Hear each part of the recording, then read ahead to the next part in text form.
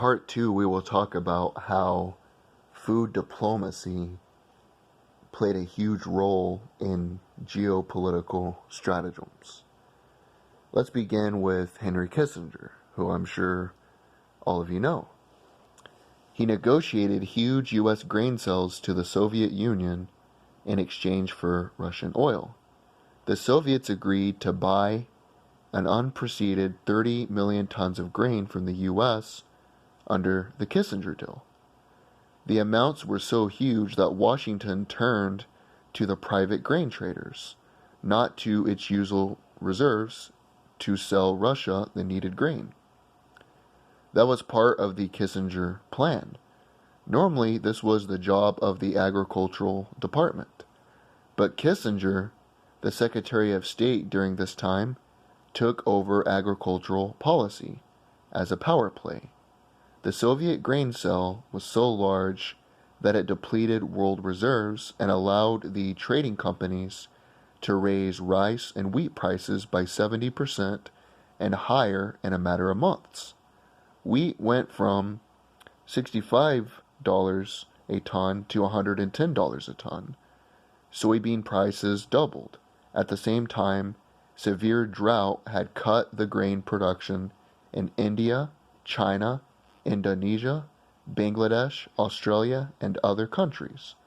The world was desperate for imported grain, and Washington was ready to take advantage of that desperation by radically changing world food markets and food trade. The deal was called the Great Grain Robbery. Kissinger negotiated the deal with U.S. Export-Import Bank Credit and other subsidiaries. The big winners, the U.S.-based grain traders such as Cargill, Midland, Bungden, and Continental Grain, who emerged as true agribusiness giants.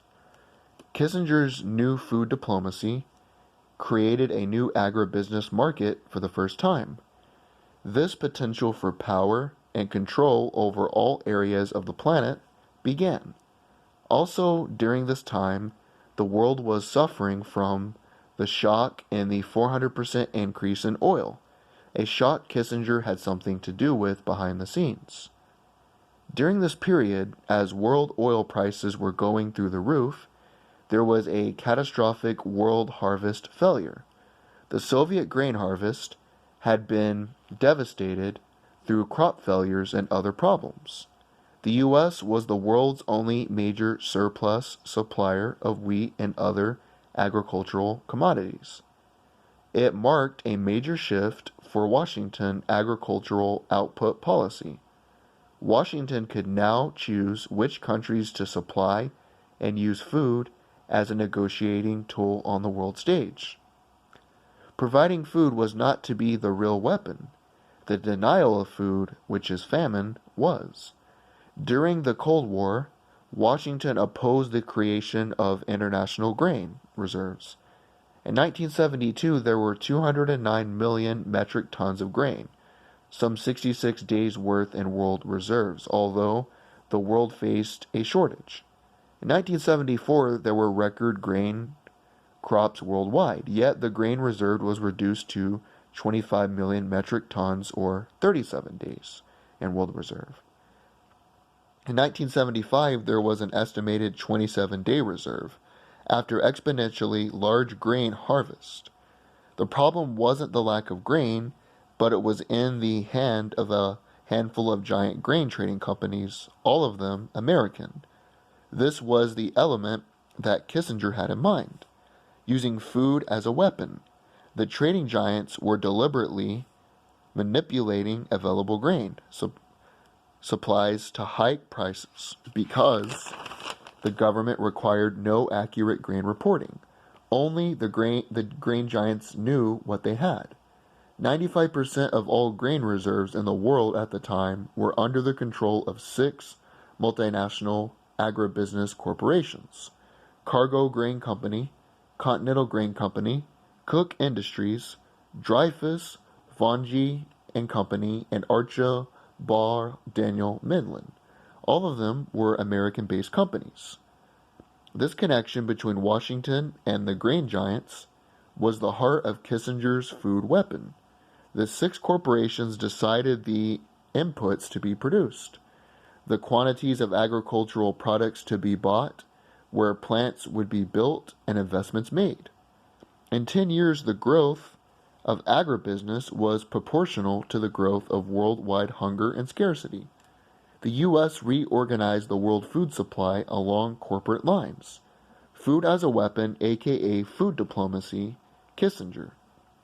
As support for the war dwindled, it became difficult for Nixon to get funding by Congress for economic and military aid to South Vietnam.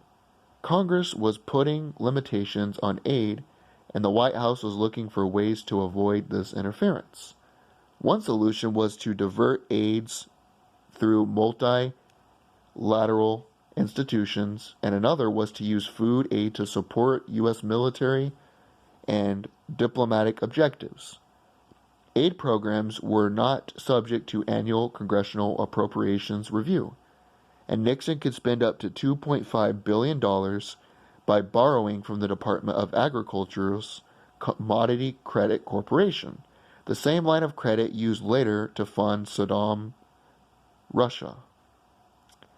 With commercial markets booming and government supply exhausted, the Agriculture Department no longer needed PL-80 to distribute surplus food.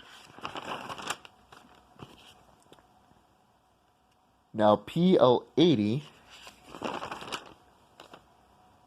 is called Public Law 480, and the administrations of JFK and LBJ had a revitalization of the U.S. foreign aid program using food as diplomacy. You can look this up. It's public record. It's called PL 480, Public Law 480, and it admits that under the Kennedy and LBJ administrations, they changed the U.S. foreign aid program, and now they use food as diplomacy. So in the next video, we will decipher more of this because this is a complicated subject.